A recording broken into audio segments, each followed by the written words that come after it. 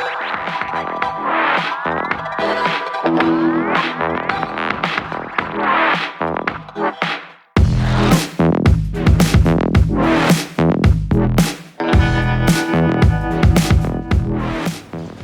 morning, my name is Brad. I'm the Design Director for Hairnews, and I'm lucky enough to be joined here today by Stav Dimitriadis, someone who doesn't really need an introduction, but he is the CEO of Twincare International, and we're going to have a quick chat today about a new venture that he's got. So, Stav, it appears that you've now written a book. So, from the social media that we've gathered, what is this book about? Can we assume that it's about our industry? Actually, it's the exact opposite. I've never considered myself an author, that's for sure.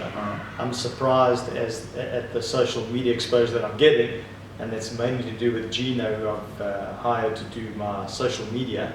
So no, the book is not about the industry at all. The book is something that I'm really passionate about, and that is the environment and the world that we're going to leave behind to our kids. And what we should be doing as humanity, because if we don't do something and do it quickly, we're not going to be able to leave a world to our children like we have experienced. And most parents want to leave something for the kids, whether it's financial or support. I think with us, we need to start doing something to leave a world that they can live in and that they can prosper in and have the fun that we did. 100%.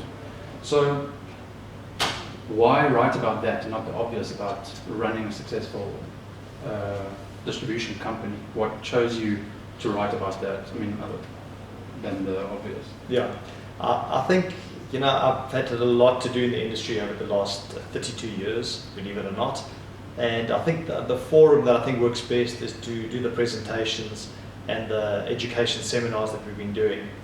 And I think this is something very different. I don't think this could be lectured, because I think most people wouldn't be interested in it. This is more a vanity project, I suppose, and a work of passion. And I don't think I would have that much value to add in a book as far as the industry goes. Okay.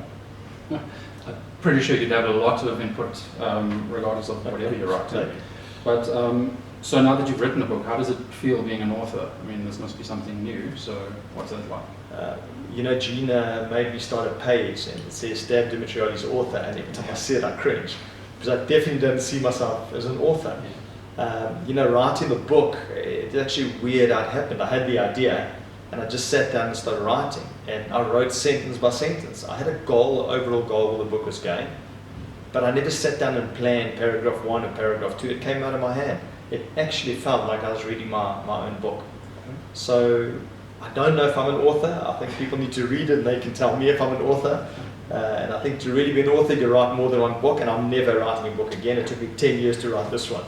I was actually just going to ask, are you planning on doing another one? So for the moment, it's safe to say this is the one on the shelf. I think it is a complicated book. Okay. And every time, obviously with my job, I had limited time when I could sit and write the book.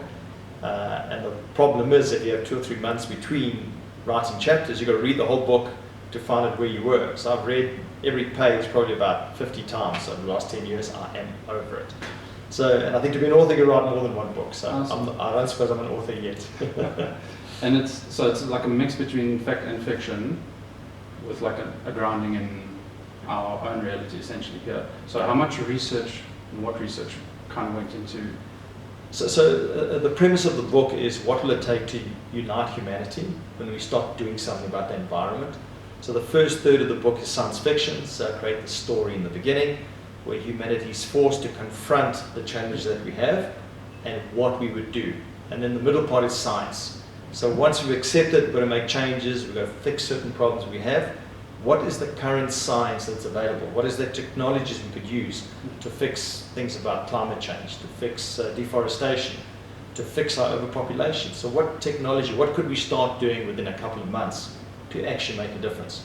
Because currently everyone's dabbling in bits and pieces. We might separate our rubbish and we might use LED globes, but it's nothing substantial enough to stop the disaster that we're heading for. So the middle part is science, and for that I do a lot of research, and I think I've got footnotes of all the research that I did at the end of the book. That took me the longest time. And the end of the book ends up with a bit of philosophy, like what kind of society are we going to be left with?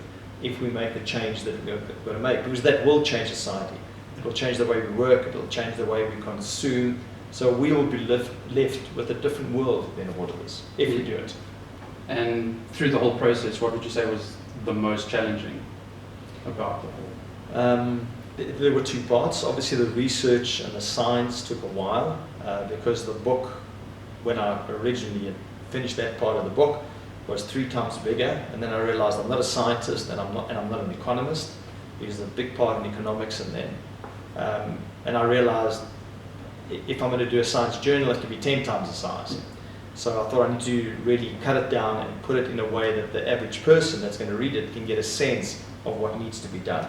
That is the first part. Then the second part is there's a demand that we reduce our population by 2.5 billion within 10 years. That took me a long time to solve because there's obviously all the macabre options of killing off people, and that would have had an impact on the kind of society we would be left with, and I couldn't get my head around that. So I found a solution that I think is more acceptable. Okay. And that took me a while. One more thing, given the scope of the book, how do you suggest or think that the hair industry could play a role in saving the planet? You know, as individuals, we're relatively limited to what we can do. Obviously, we can save electricity, we can separate our rubbish, and a few other small things we can do.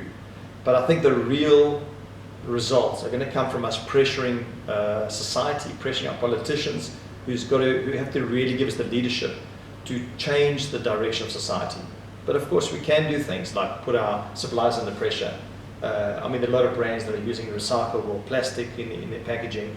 We've got to make sure that the formulations are responsible, and we've got to ask the questions, because the more feedback we give our suppliers and the more feedback the consumers, or the more information the consumers have, the better we can start changing society.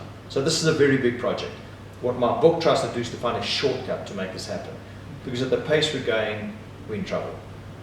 And where would we be able to find a copy of the intervention? So it's in about 30 bookstores at the moment. It's in Wordsworth Books, Bargain Books, and Exclusive Books.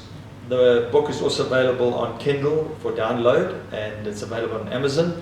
We will be sharing on my social media all the sites where you can go and download the book, but obviously the first choice is to go buy it at the bookstore near you.